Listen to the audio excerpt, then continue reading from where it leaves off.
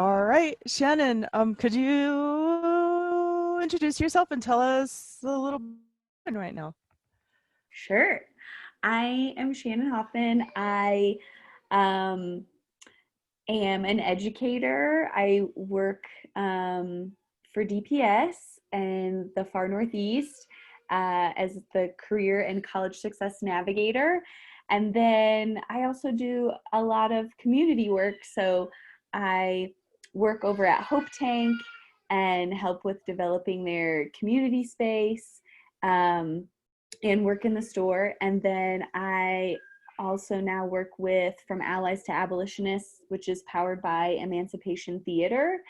And I am the project manager for From Allies to Abolitionists. So those creative endeavors kind of help me um, do the community activism work that is really important to me. And then working in schools, working with youth is also a really important thing for me and has been a part of my whole career. So those things together help me like put out into the world the things I'm passionate about. So yeah. Cool, thank you. And like, I feel like you're definitely one of those people who walk your talk all the way, like all the way, even to like the places you support, you know, in your free time and stuff. And I just want to say that I really appreciate that, and I have learned a lot from that. And I was wondering if there was like some kind of turn that led you in that direction. Hmm. Um, Well, I think first of all, thanks for saying that. And I think that maybe like the turns like keep happening. Like the more you realize you don't know, the more you don't know. So the more you want to learn, and you keep like uncovering. Like just the other day, because my principal pointed this out because she's a member of the Klamath tribe in the Pacific Northwest. But there's a call to divest from Geico, insurance because of like they're damming these rivers that are not allowing salmon to flow freely into these tribal lands, which is really important to their communities. So just to say, like, now I'm like considering like, is there a different place I Mm-hmm. can get insurance? Um, but I think like in terms of like when did things start to click, when I graduated from college, I went to Michigan State. I did this year of service through this program called Christian Appalachian Project. And for the most part, like a lot of that could have been Mm-hmm. seen as like a direct service experience, and it was. But we had these really cool um like radical nun and priests that would come and like mentor us. And the nun, her name is Sister Robbie Pentecost, and they Uh-huh. taught us about mountaintop removal and how terrible mountaintop removal is for the Appalachian region, and how that produces coal, and then that is turned into energy. And so then that began like in me thoughts of just like, okay, like how can we work to conserve our energy? How can I just change some of my personal Mm-hmm. behaviors? How can I change some of my personal behaviors around what I eat? And then I think from there, that just like opened my mind to like there's so much more to learn, and to like just sort of position myself in a place of like openness of like how can I just continually be learning and evolving.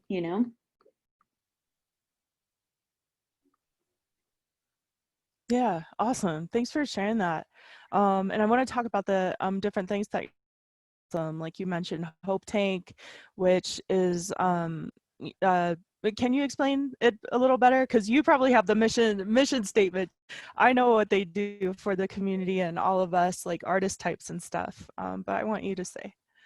Sure. So And then of sorry. course, yeah, Oh, sorry, we're like experiencing go a ahead. little bit of a lag, so I'm like I'm not sure sometimes if you're like have a period on the sentence, so I'm sorry to interrupt you. No, you're fine. Yeah, Hope Tank is Gifts That Give Back, owned and founded by Erica Ryder, who is also my good friend, and she is my mentor. I call her my reluctant mentor because it took her like a year before she would accept that title that I gave to her. Um, and the whole idea with the store is that we sell gifts, some produced by local artists, some things that are to increase like social justice awareness.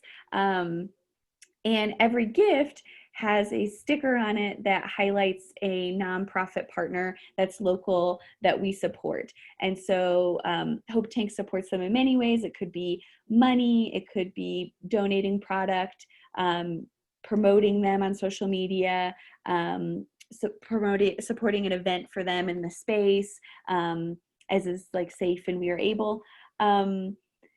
And yeah, I mean, the idea to me, like what gets me so excited about it is that like one of the phrases of Hope Tank is like giving a shit is hot. And so basically like that anybody can really give a shit and like care and do something small, and that, you know, we're reaching a lot of people that maybe wouldn't normally be like, yeah, I'm like a social justice activist, but are like on South Broadway shopping, and then they learn about an organization and go, oh, that actually is cool, and perhaps I can find a way to engage with them. And so, you know, how can we just activate everyday citizens into just engaging a little bit more in community? And so to me, Hope Tank provides a platform to be able to do that.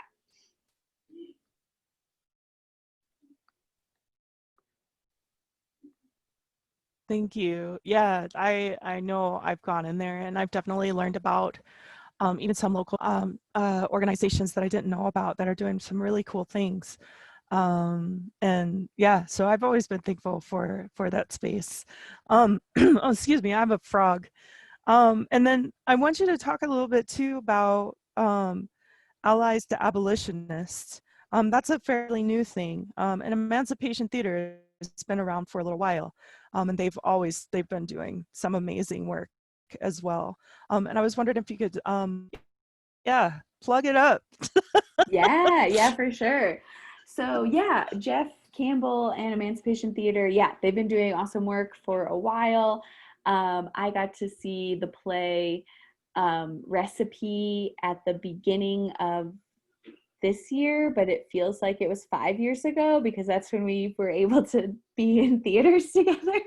Um, and so Yeah. then yeah, but we're still going to be doing some creative things, and have been actually. We were able to do this distance event called Storytelling Amplifies Us with the narrators, and it was live at Exto. That was really cool. But then this summer, you know, I saw like Jeff starting to post about like that like being an ally is really obsolete. Like what we really need are abolitionists and people that are, you know, willing to shut shit down, basically, you know. And I was like, yeah, like that's what I really want to be a part of. And what it also made me think about was like, I, in Memphis, was a part of the Mid-South Peace and Justice Center. And Mm-hmm. so, you know, groups that would really just galvanize, again, everyday citizens into action. It's not about heroism or like, you know, ego worship of the activist in the community. It's about all of us working together. So when he started talking about this, I was like, that is super cool and something I want to be a part of. So reached out to him, collaborated with him, and really got going on our first campaign, which is Justice for Rivero. So in 2018, Rivero Stinnett, who is a local artist, was leaving his art gallery showing at Red Line, went to go wait Mm-hmm. for his train at Union Station, and was brutalized by 3 allied security guards and now has permanent brain damage. So our campaign is about removing allied security from RTD. It's about getting justice and financial compensation for Rivero. And then, you know, beginning to think more holistically about what safety and security, what it means to feel safe and secure, especially for the most vulnerable among us, most targeted Black and brown people, especially, you know. Yeah. And so then the idea is that from allies to abolitionists are the folks that are like trained up and ready to go out into community, and then when we go into community and gather these stories, those stories are told through Emancipation Theater. People come see those productions, and then back into like the other side are charged into community. So we will be doing an it's like still in formation, so I think that's why like today I'm like, yes, there will be some artistic showcase of our work at the end of this month, early October. And it will be people will be able to see it in multiple places and virtually, so I'm really really excited about that too, that that's coming together.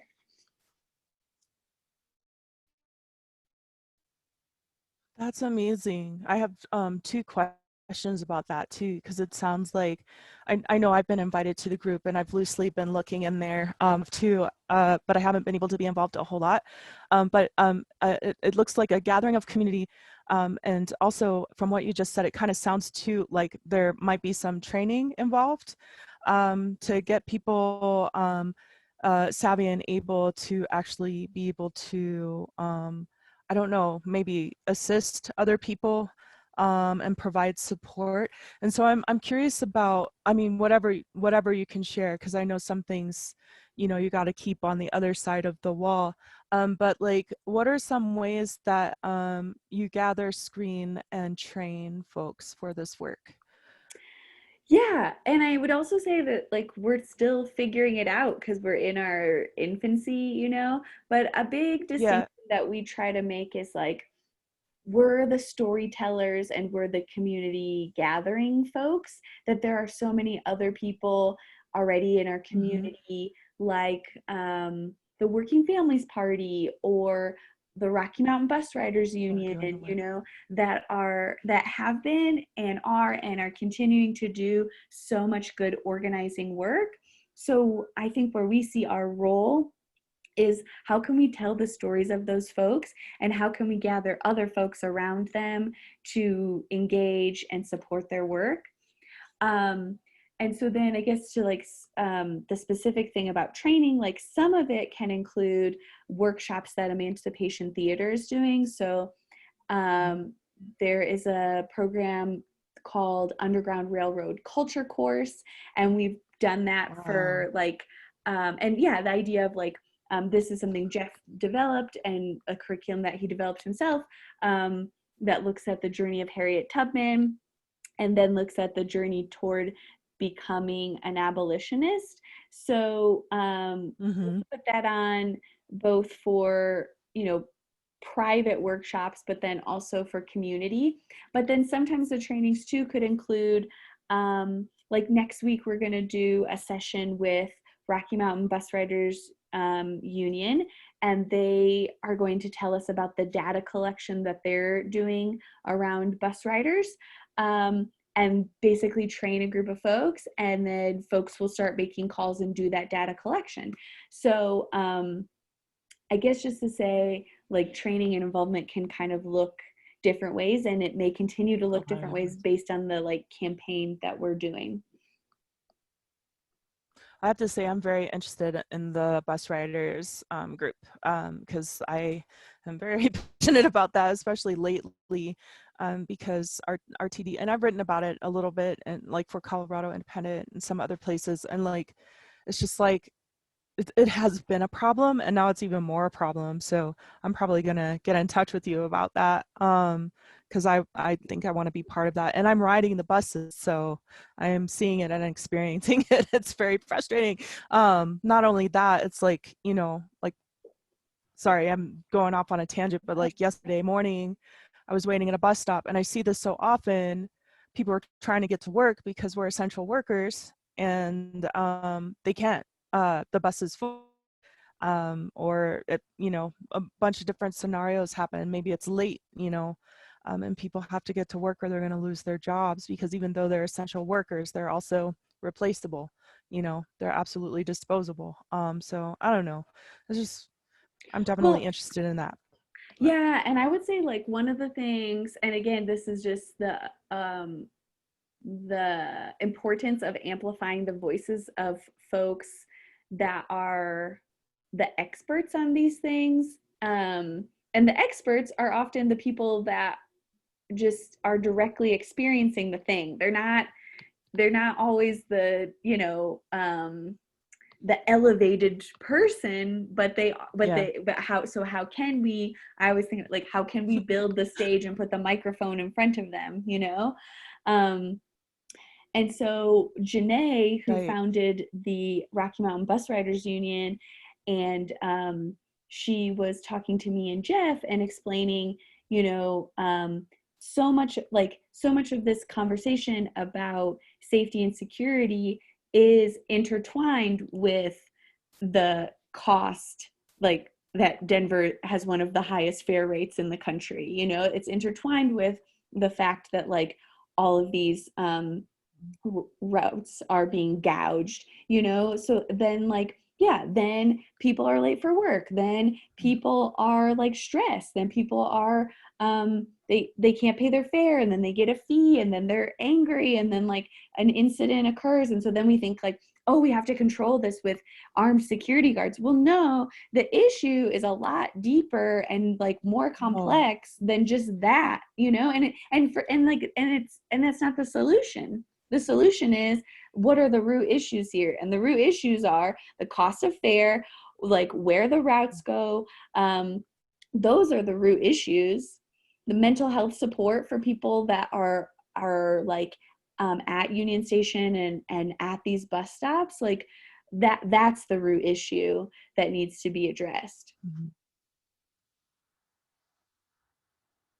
And for me, I think what it comes down to, like one of the root issues is that there really needs to be a shift of mass transit being a right instead of a service, as a service. So you'll see like the 28 9 to 5 prime timers, they have a great bus, especially pre-COVID. It was just like it ran smoothly, it ran often, and it gets them straight downtown.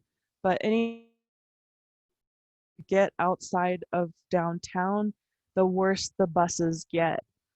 So there are places that are just like no zones, but you're walking 1 or 2 miles away from the bus stop. So like places is in Arvada, for example, or Lakewood, or like for me, I've been riding the bus for like 20 years, and like a 25-minute car ride takes me I always give myself 2 hours to get anywhere on the bus, pretty much, even if I'm going across town sometimes, because you don't know what's going to happen, like driver's mad and wants to be a jerk, or like, or stressed or whatever. And then of course, there are full buses and late buses and all things. So it's like, I feel that it really needs to be reframed as a right. And then I feel, I hope, I don't know what it takes, because I'm still on this side of it, but I know I definitely want to learn, because it's like I don't really want to drive a car. And yeah, and I see people all the time who need the bus even more than I do, who like can't get to where they need to go, because it is expensive, if you don't happen to have like the live discount card or whatever. And even then, it's still, with the live discount, it's like $1.80. Nearly $4 is a lot of money for people every day, Mm-hmm. to ride the bus, um, because that could Yeah, be food. It's like, yeah, yeah. no, As go ahead. someone that like doesn't that primarily drives my car, you know, um it's still important, and I think that's actually part of it too, right? You know what I mean? Like that, like this is part Mhm. of the conversation. It's like it's also about me, you know, leveraging my privilege, time, capacity, all of that, you know what I mean? To like be like, you know what, this doesn't even directly affect me, but it affects people in my community that I care about. And Yeah. and it's important. Um what I have learned so much through this process because, you know, I would say most government institutions are sort of predicated on running boring meetings that no one wants to go to, that like, you know, that Mm. don't want to engage the public. Mm-hmm. And I would say RTD Right. has like blown my mind in terms of that, you know, like they are Uh, not used to people engaging with them the way that now this constituency has begun to engage with them and call into their meetings and call into public comment. So much so that at the last the last board meeting, where they were making, I think, the vote on whether or not Chantel's resolution to remove allied security would come out of committee and then get to an actual vote, they right. suppressed the call-in number. Like I had to sit on the phone. What? Yeah. So I go to so you can go to their website, and every meeting that they have every week, they put up the Mm. agenda and they put up the call number. But the thing is too, once they kind of got word that we typically they have the same call-in number every time. Well, once we kind of sort of got activated around like calling in, they switched up the call-in number. That was like the first meeting that I tried to call into. They had switched up the call-in number. Well, and this most recent, maybe not the most Hmm. recent, because the most recent meetings were about their new general manager or their new CEO, which is, I forget her name, but y'all should look into her. And she's a woman, and she's a woman of color. So anyway, yeah, they typically you can go into the meetings, see the agenda, see the call-in number. It wasn't there. So I'm like calling like their customer care hotline. They transfer me over to the board office. No one answers. I call back to the customer care line. I'm on the phone with an RTD employees who don't know where to find the call-in number for the public meeting or what it is. Their supervisor doesn't Yeah. know what it is. Then I'm like, because I'm in contact with Chantel, I text her and she calls the board office manager. And then finally they transfer me again one more time. So this is like 50 minutes, I would say, at this point. They transfer me to the board Damn. office manager, and he says to me, oh, you know, typically this phone number is available, but it just fell off the agenda. You make the agenda, No. and it's a PDF. It can't fall off.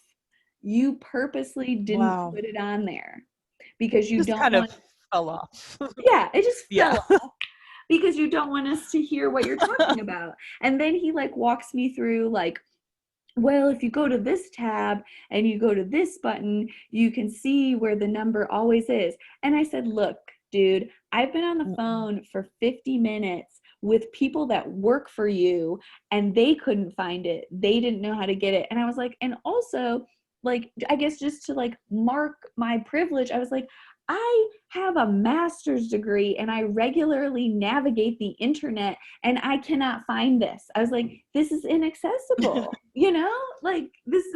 Yeah. So I guess I just share that to say, like, in my learning process, I have been shocked at the ways in which, like, our, um, you know, government agencies don't want to hear from us, and they don't want to hear us hear what they talk about and how they talk about it. Interesting. And that's that frustrates me. I'm just having flashbacks of writing a story or trying to chase a set of statistics. It was a report that had to do with transportation in Denver. and I called 3 different organizations, and each organization obviously has its own agenda. And each organization talked about the statistics according to their agenda. And everyone was like a wall I didn't know how to get through. This is part of why I'm not a journalist, because I feel like I need to be a whole lot tougher, you know, and just so I need to be a bulldog to get to the other side of that wall, and really get the information I need, and also to be able to analyze it too, because we're talking about the same report, the same set of statistics. And with those 3 different agendas, which weren't in alignment with the people on the ground, by the way, because they were trying to slant it to sound like something really great was happening, but nothing had changed on the ground. Like if you ride the buses at all, you know this, right? You Mm-hmm. see what's happening. And I asked them that questions, and it was like, it made folks uncomfortable, because it's almost like they have a script to relay to everyone else who's calling in, and that's that. And I'm like, yeah, but this isn't what I'm seeing on the ground. Like, this is what is happening. And they're like, you know, we don't know, we drive, we have a parking pass, we, you know, we're doing all right, so we don't necessarily need to ride the bus, and if we ride the bus, it's for convenience. And so I'm like, I really feel what you're saying, because that is totally in alignment with my experiences of just trying to get honest information about public statistics that are available, that really are just being convoluted on every level.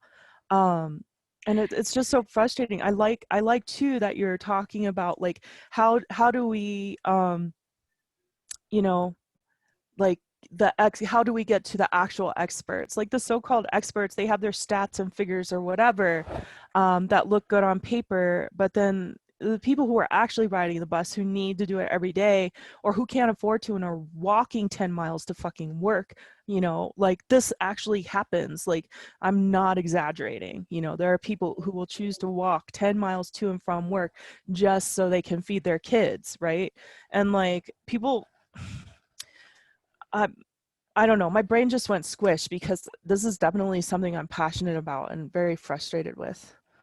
Yeah, well, and I hope, like I want to keep talking about this here, but I hope we keep talking about it later because Yeah, um, there are some other ways I think that I'm hopeful that you could engage in the future, but I do mhm, kind of have to keep that on the other side of this yeah, wall. I Um, understand. but I do want to say that I'm so thankful that Chantel Lewis is on that board, because Chantel Yeah, Lewis was and is a transit rider and is connected to communities that are regular transit riders for their needs. And I yeah, would say that she is the only person on that board that can say that, Um, yeah, and that's been the other shocking thing of my experience of, now engaging more with this RTD board, like the way that they talk to her and suppress her voice is, it's just terrible. It's absolutely terrible. And it has to be called out. And so, and something mhm, to like when you're, what's making me think of too, when you're saying like, being more sort of dogged to get to the other side of this wall to get these facts. I think that I believe in, yeah, like, why I'm like a part of From Allies to Abolitionists or Hope Tanker, any kind of work like in my school community. It's like, because if we can stand together, something that Chantel said to me, which I thought was so powerful. She's like, even if there's just a few of us, and even if they think we're crazy, if we stand together, then we're more powerful and they have to hear us, you know? mhm. I totally dig that. And we've seen it happen at like city council meetings too, where like maybe there's one person on city council or one person somewhere in the room is like, y'all need to stay here because you said your say, and they're just going to bypass it unless you stay here and hold them accountable for looking at the issues that you brought up today. And like that's very interesting, because we think of the city members as folks who are supposed to have hopefully our best interest in mind, but that isn't always so. And it's just like we have our voices too, and we really need to show up and utilize that voice. And you know, otherwise it's just going to keep getting bypassed, and if waiting's not going to do shit. So like it's just like not. But I don't know what else to say about that, but I'm excited that there are some things happening, because that's definitely something I'm passionate about. It's like there are so many judgments against especially poor working class folks, and then also a lot of people who are experiencing homelessness and like who like just struggle in all kinds of different ways. And that's the thing, is like so many things are not made accessible to them, including access to their health care or mental health, and access to their work, and access to the schools that they have to go far away to take their kids to, because they can't afford to live in the communities where their schools are. So like, ugh. Yeah. Yeah. you And know even I would say, in terms of like people that are supposed to represent them, right? Like you have both the people that are against them and are actively making policy that just continues to reinforce their oppression. But then also in Mhm. terms of like this, like, elevating the true experts, then we also have folks that, and I, sometimes I can be in this boat. I'm still doing my unlearning, but like, progressive liberal people that really act in a paternalistic way, as opposed to Right. being like, yo, you're the expert, let's listen to you. And the first Mhm. time, just to share, like the first time that I experienced that, or really like it clicked and I started to notice, was I was in, I had done my year of service and then I went to graduate school, and I was at Vanderbilt. I was at this like really prestigious school, but I still wanted to stay connected to Appalachia. And so I went with this group that went to DC to lobby for the Clean Water Protection Act, which is also connected to mountaintop removal, Mhm. because so much of that water gets poisoned by mountaintop removal. Right. And like the way they would set up these meetings, they would put us in like groups, and they would always be, and they would like advise us on like, okay, here's who speaks when, and here's what you say. And they Yeah. would always have me tee up and start the meeting, and start by being like, I'm Shannon from Vanderbilt. I'm a graduate student, and this is why I think this is important. And then like the last person to talk would be Vicky, who has cancer from mountaintop remountal water. The Oh, whole time should be Vicky. yes. I shouldn't talk, Yeah. you know? Yeah. And but also began to understand that people listened to Vicky because I was like, hey, I'm here to vouch for Vicky, and it's just so Yes. messed up, you know. But then sometimes you just have to also just be like, okay, but this is the reality. These are the people with power. Here's how they will listen Mhm. to us. So then let me like, yeah, Mhm. leverage this little bit that I've got, but then let me like clear away, Does that make sense? Right. It absolutely makes sense. This is something I'm coming to terms with in my life too, because I'm in between a lot of things, right? And so like often I am put in a place where I serve as kind of a bridge, right? And so I read information and how-tos and stuff about allyship as well, and being an accomplice, because it isn't always my voice that needs to be at the forefront, but because of the way I look and talk, and because of where I've been and the places I've worked in, people will listen to me more often. It is very frustrating. It is absolutely frustrating. Like every time something happens, like, with BLM, and every time there's a shooting, and every time like something, tons of people will come to me, like and it's cool to have that support. Also, I'm not necessarily the person that they should be contacting, and so it's like I am learning, like I have to, like, if people are coming to me, it's like, cool, thank you. And there are all these other issues and all these other people that need this more. Will you listen to them? Like, I'm often put in situations where like I'm the only POC on a committee or the only, etc. And so like I said, I've been like talking with a lot of people who work in equity work and abolitionists, activism, and just learning like what is my role here, right? And often my role is like, yeah, I'll be on this committee or whatever, and I need there to be more people that we're thinking about and talking to and including in this conversation, because it's not just me, because in a lot of ways I am very privileged in comparison with, a lot of people I'm thinking about, and I cannot be their voice. You know what I'm saying? Yep. So like, I totally get that. It's just like you get up there, you take the mic, and you're like, this is where I'm at, and I support this, and now listen to this story, because I think like stories are the things that are going to change people's mind. We see that in marketing and advertising every single day, right? Network marketing, if anyone's ever been a network marketer, like I used to sell Herbalife, dirty secret of mine. And you learn a lot of really great tools, and that's one of the first ones, is that stories slay. Like, you tell a good story and people will buy all of your shit. They won't even look up what it does or anything. They're just like, I'm in. Like, give me Yes. all the things. When I Yeah. first moved out here, I worked at Lush for a year, and they teach Yeah. you about second being in the second circle. I forget what second circle energy. Do you know about this? No, tell me. Okay, so third circle is like you're screaming like there's a fire, or like there's a party over here, like you're just like crazy energy. And then Yeah. first circle is like alone time, you're very quiet, you're like introspective, you're to yourself. Second circle Mm-hmm. is like the both sharing but also like empathetic listening.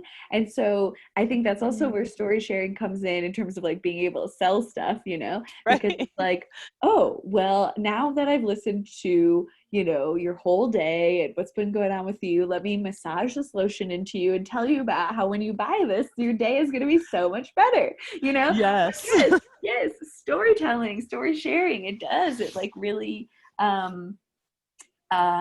gets us to deeply connect. Yeah. And the one thing that I am hopeful about with the way that Emancipation Theater and Out from Allies to Abolitionists is doing this is that like the story of one person is so powerful, and still and yet we need to connect it to these greater issues, policies, and larger groups of people. Because one thing I have seen happen that gets me fearful is that like then people will and again, I just keep bringing it back to like my experiences in Appalachia, but that was like my foundational, I think, experience to understand so much of this.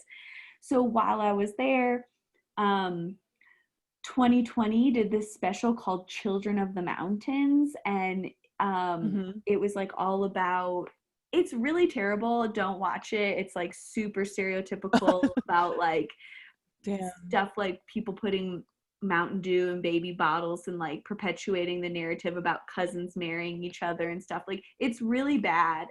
Because like also to Yeah. share, like that's where my mom's from, and like a whole half of my family is Appalachian and coal miners, and so like I also have this like personal thing about it, um but Yeah. anyway, to say that like, so then this nonprofit that I worked for after this 2020 special, so like hundreds of people called wanting to donate all this money. And they were like, oh, amazing. And they would say, the people that would call would say, well, I want to donate it specifically to that little girl in the scene about the Hannah Montana boots. And they would be like, Mm-hmm. well, we have hundreds of young girls that we work with, that not Mm-hmm. just this person in this one clip that you saw. No, I just want my money to go to these specific people. People get so like wrapped up, like, and I think about that with the I Am Rivero, with the Justice for Rivero campaign. It's like, Rivero, yes, this is Yeah. like so important, an important story to tell, and it's important that we like push for Rivero to get justice. But the piece of like removing Allied Mm-hmm. security is about all of the people that Rivero represents who have been brutalized by Allied, and we don't even know their names. We don't know their stories, Right. and um, and so we Right. can't lose sight of that. Like, we think like if we can just save Rivero, then we've solved it. No, you know, that's Right. not it. So like being able to draw this connection from this one story that's so powerful into this bigger community piece, that's what gets me really excited, for sure. And I wanted to add to that too, like anyone who rides the bus, especially in the beginning when they really clicked up the security presence, it was absolutely oppressive. There was no need for them to be on the buses. There was no need to, most of the time, but really for them to be at the bus stops, because they're just looking for trouble. And people are just like, you know, like I've been scared too, like someone following too close behind me and turn around, it's a security guard or police officer, you know, and you're like, what the fuck, man? Like, I'm just trying to get to my next bus, you know. And that is what it was feeling like every bus stop felt like a police state, and often some of the buses, especially early on. And so when this news came out, I hate to say I was not surprised. I wasn't surprised. And so like I have started like, gosh, a lot of times I pause and like I'm getting my phone ready because I'm like, fuck, is it going to happen Mm-hmm. again? You know what I mean?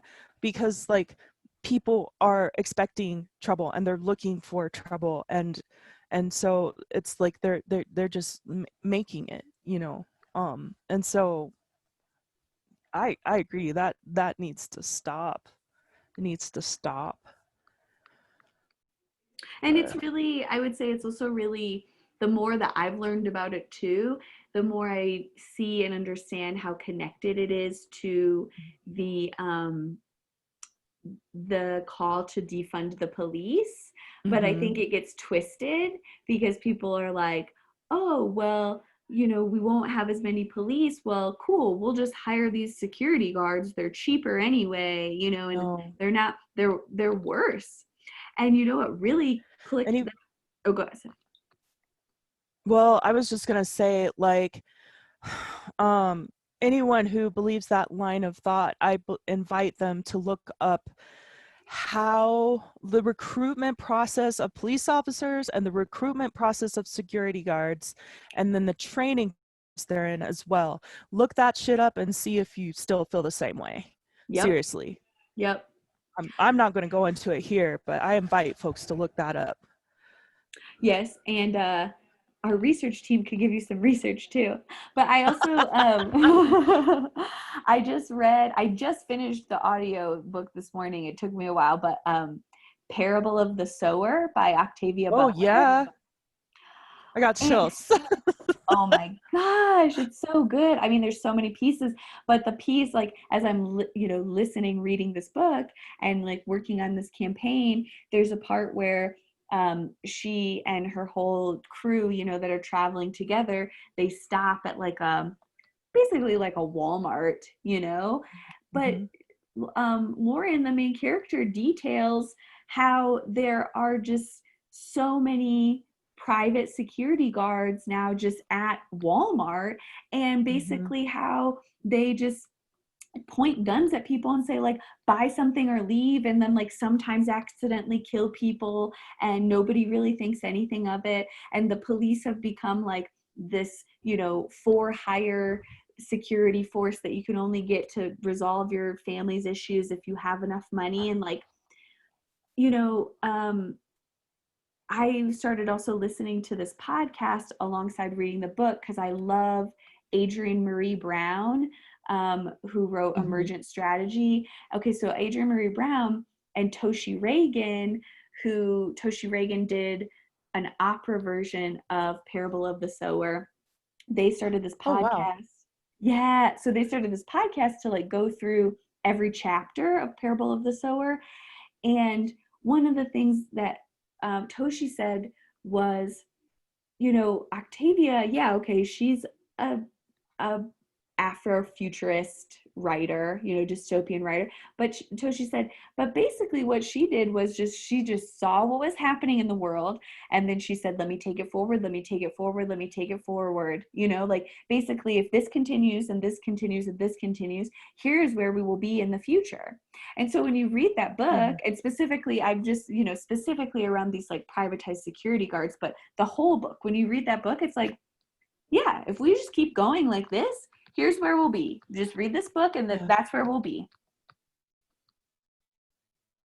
I feel like that's so negative, but it's like the truth. We're really not that far from it, And even when there aren't.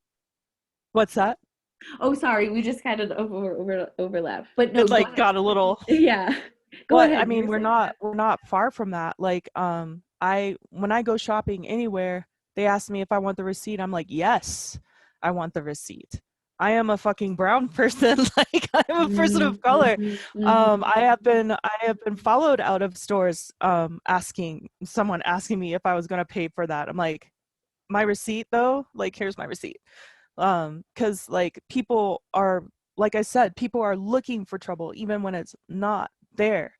It's like, and so it's just like, I feel like that invites people just to do it anyway, because it's just like, it's like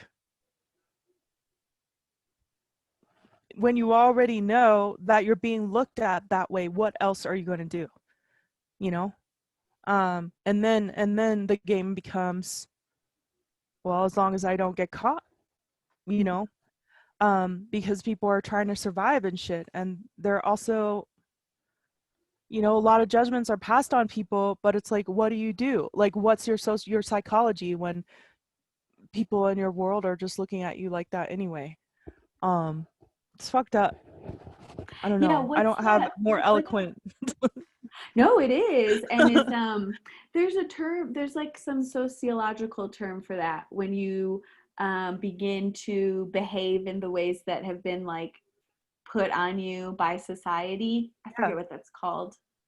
But I see that in the young people I work with, and like, and that's why it's so important to, as white educators, as a white educator, just can constantly be working on my own anti-racism work, so that I'm not putting that on a student, and also so that like I can have, it's like I think it's a fine balance too, though, of like high expectations and like allowing people to self-actualize into what they want to be, and like, and giving that space, which is hard when the world is putting on you all the time, like, well, here's like, the 3 careers you can be, where you can actually see someone that looks like you in that career field, Right. And so anyway, I guess I just when you were saying that, I've definitely seen students who are like, well, the world just sees me as this, so I will just behave this way. And then it really takes like a lot of loving affirmation and like open space to like try and try again, that like, no, like, I don't see you this way. This community doesn't see you this way. This community sees you as a leader, as all of these things. And so but yeah, I see that in young people, and it's very hard, Yeah. And I've heard it a lot too. Like, I mean, just from where I come from, and also like working in nonprofit organizations and educational things, and just like, yeah, it's just so frustrating. Like, there are so many smart people in all of these different places, and really caring people. And I remember there was this, it was a nonprofit I was with as an intern. I think it was Lifebound, and Lifebound went into the schools to try to give students kind of skills towards academic endeavors, to try to get them interested and also to give them better skills towards academic endeavors, because it obviously wasn't happening in their particular schools. And there was this kid, and there was a lot of projection there. He reminded me of my little brother, and I went and sat by him and stuff. Hey, can I sit by you? And we were doing the thing, and he looked at me and he was like, I really appreciate what y'all are doing, but like, this is my reality. Like, this is my reality, and I don't see how it's going to help, and I don't see how that reality is going to change. And like, a textbook that tells you the way isn't the same as getting the obstacles out of the way, mental, physical, everything. Like, it isn't the same thing. Like, it's very good intentions, but it's just like, there's so many other things that need to happen. Like, how I don't want to use the word convince, because I feel like I was one of those kids that somehow I did get the message that there was something better, and it was possible for me to have something better. And I'm so thankful that those messages came through, but that message doesn't get through to a lot of people. And there are a lot of reasons why, Mm-hmm. and it's not just telling people, it's like, you really have to, at some point or somehow, understand like where people are coming from. I'm not preaching or anything. I just thought of that instance because it was so like heartbreaking and also kind of life changing. It's like, oh my God, he is so right. Like, what we're doing is 10,000 feet away from Mm-hmm. where the students here are, and this was a place where the only person in the school that the students really, especially this group of students, really kind of respected, was their PO officer. And their PO officer worked a little bit differently in that school. It was like, he had gained their respect, and he was very encouraging, and he was trying to be that voice, because he understood where they were coming from, and he also understood his duty as a PO. And just like, but like, it was still like, when he wasn't in the room, it was not a reality anymore, because that was Mm-hmm. one pathway. I feel like I think I'm projecting a lot on that situation, but like, I don't know, that's kind of how I saw it. And I just like, I think ever since that experience, and then I look around the room and see who's in the room and who's trying to offer these messages that, academia is the way, kind of thing. um, I got really disappointed, and I wasn't really sure about anything, or how it could work, because people have a lot of theories, but I feel like, I don't know. My brain's getting all squishy again because I'm also about to cry. Mm-hmm. um, I mean, well, first I want to, if you want to cry, if you need to cry, like I cry all the time. Ask anyone. Same. um, but I think that's one of the things, I really like about my school, because my school is an early college. And so, Mhm. like, a high percentage, something like 90+% of our students go into college remediation free. So they're not taking Nice. remedial math, English, you know what I mean? So they have that option available to them. Then we have these 7 career pathways in our school, and they can also get a certificate in those or be well on their way towards that. So you could have a student who maybe isn't quite sure if college is for them, and then is in the engineering pathway and decides, I think I want to do something in, like, to be a mechanic. But Mhm. you know, I have all the prereqs. Like, if at any point I were to change my mind and decide, maybe that is something I want to pursue, or maybe I want to get an associate's degree in business so I could own my own business and be a mechanic, it keeps Yeah. all of Yeah. those doors open. And like, that's what I want to see in school, because I had an experience where I worked with this summer college prep program, and had a student who, you know, um, he he just throughout high school had said, I didn't know him, but this is like the background that I got from him, that had said, like, throughout high school, like, I don't want to go to college. So he got tracked to not go to college. Well, then he got into the summer Yeah. program, and we traveled across the state, and we went to colleges, and we went to some HBCUs in North Carolina. We went to schools that had primarily students of color, and they got to meet those student groups. He saw himself at college. Then he wanted to go to college. But guess what? Then it was too late. He was too behind in math. He was too behind in like the prereqs that he needed to have. And like the point to me should be, let's put all the options on the table, and whatever you want to do, if you want to go to Harvard, if you want to be a plumber, like whatever you want to do, I want you to be able to like have access to all those things, and also know that like you're a valuable contributing member of this community, whatever you decide.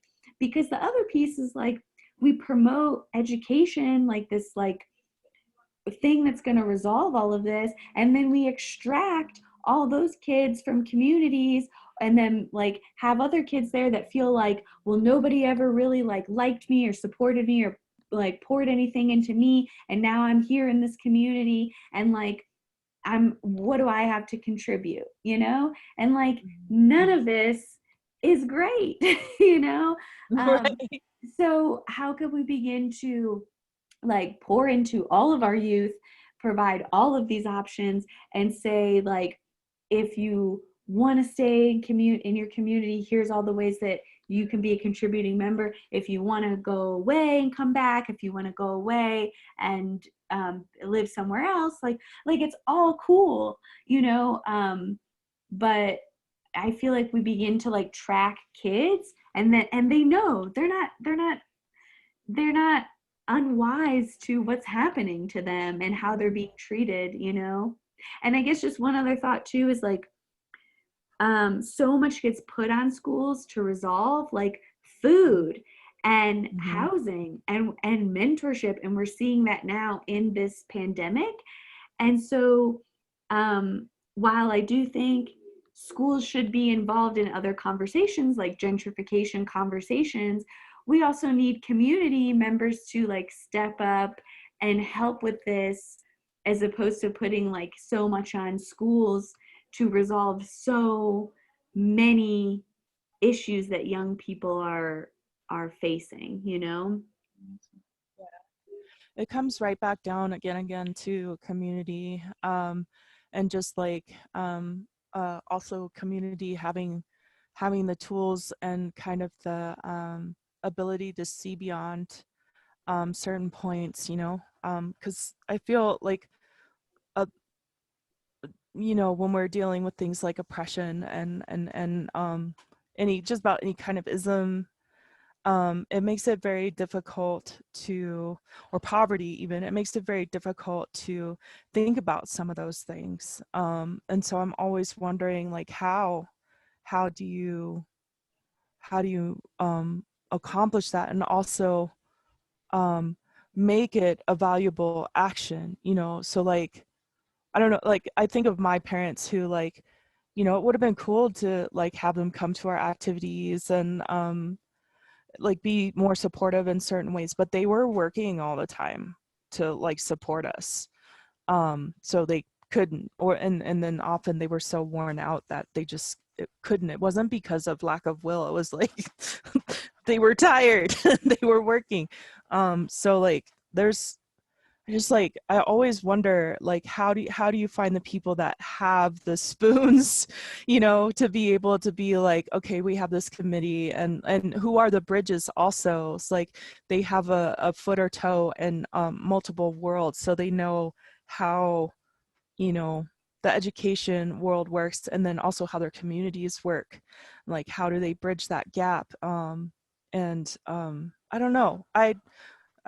that's I'm super savvy to, but I do often have those questions. Yeah, I think I sorry, and then things start dinging Uh, and you're like um what that makes me think about is with Erica at Hope Tank, we were talking about um how in community, like often maybe like, this is rough percent, but like only 10% of mhm. people really like engage in what's going on.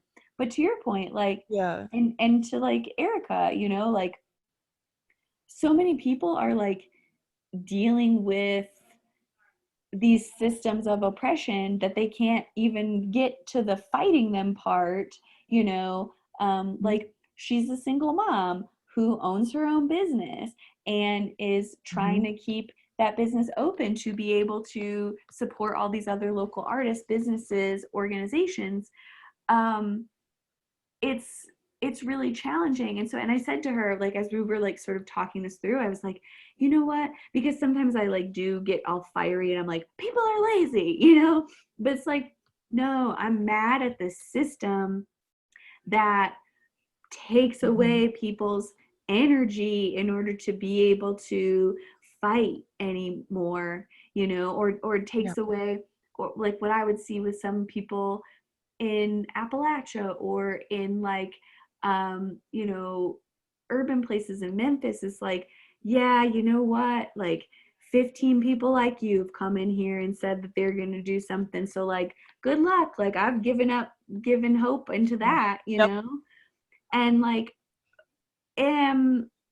yeah, like I don't want to get angry at those folks. What I want to get angry at is the system, and give people some space. First of all, some space to just care for themselves, and you're a person that helps remind me of that. So thank you. And then some space to imagine a different way of being, a different way of living. Like that's one of the reasons too I like Adrienne Marie Brown with like pleasure activism. It's like Yeah. what we're fighting all the time, but really what we're trying for is a more pleasurable life. So Yeah. how can we just try to live into that as much as Right. possible? Not to mention that it's okay and also necessary, like leaps and bounds different from me like working against the grindstone to bodily fatigue every day until I completely break down, right? Whereas now I have people in my life as well. Like even though I've worked in the healing arts, that's what I was doing. I was working myself to death, and like I just like thought that that was just the way I was doing stuff. And luckily I've started to have people around me who remind me like, there's always going to be too much work to do. It's never it's never going to get all the way done. And you need to take care of yourself because energy is limited, willpower is limited, which is something that boggled my mind when I actually realized that. I think I'm simplifying it a lot, but like we only have so much willpower, and we can implement better and better tools. And one of the easiest tools is to like make space to relax, like make space to not work, make space to, you know, be involved in your own particular joy, whatever that is. Maybe it's a little scoop of ice cream, maybe it's X-Files, it could be all kinds of different things. You know, maybe you're lucky and have someone at home to hold, or a cat, or like whatever it is. Like that shit is important, like finding some kind of daily joy. And I think I didn't for a long time, I didn't think I deserved that. And I think a lot of people, well, I know because I've seen it in my work. There are a lot of people who also feel they don't deserve that. And I have to remind them, like a breath is a meditation practice. Like a breath can soften, the spaces between your spine, and things like that. And without that breath, that really deep, intentional breath, um, you know, a lot of stuff gets lost and short-circuity, and we keep going and going until we break down. Like, Mm-hmm. and then we're not of Mm-hmm. service to nobody, you know? Mm-hmm. So it's yeah, self-care is a fucking revolutionary act. Like Yes. Yes. um well, I mean, is there anything else you'd like to add? Like what would you like to leave folks with? Oh, that was really good.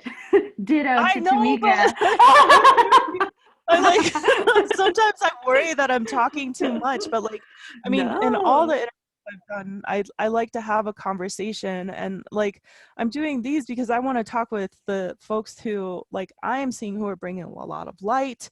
You bring a lot of light and joy, like just your presence, you know, and like I just want you to know I see you and you're like definitely walking your talk, and I appreciate you. So I'm a fangirl.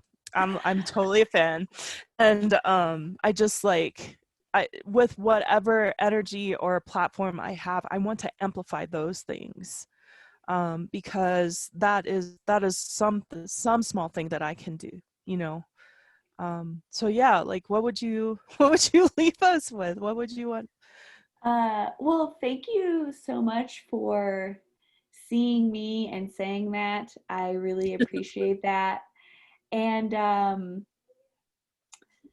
I think I would like to carry that thread and say, you know, that the biggest thing, one of the biggest things we can do is really see people and like take the time to do that. And whether that is youth or someone that walks into the store or someone in community, and then and to see them is to see, you know, this bigger to see them, to hear this their story is to see this bigger story, this bigger picture, this bigger world that we're all interconnected and a part of.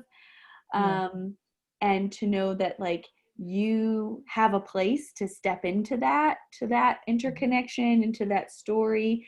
um, and that I would just really encourage you to do it, even if your voice is shaking, even if you're very scared, even if you're unsure, um, to please try. Like, we really need you, whoever Mhm. you are that's watching this, and the gifts that you bring. We really, really need them.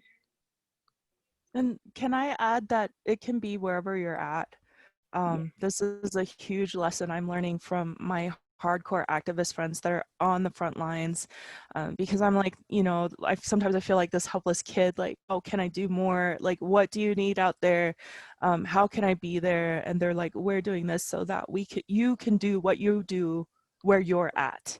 And like you're saying, it can be that just even seeing someone and saying, I see you, like, thank you for being here, you know. Mm-hmm. Because that is just as important, because like I think so many of us don't realize the gifts we are in the world. And I know I wouldn't be where I am today if it wasn't for people recognizing some things in me that they thought were gifts to the world. So I'm trying to do the same for other people. Definitely. um Definitely. The and other day, oh, can I share just like oh this no. little?